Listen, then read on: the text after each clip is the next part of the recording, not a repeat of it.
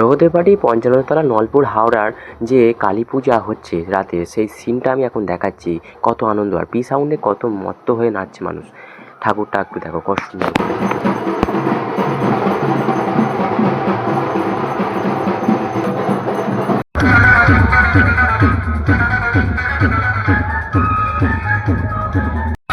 এখানে কি সাউন্ড করেছে, সেখানে এত সুন্দর বক্স করেছে, খালি কাদার জন্য সব মাটি করে দিয়েছে, নাচতে পারছি না, কে শিখে নাচছি।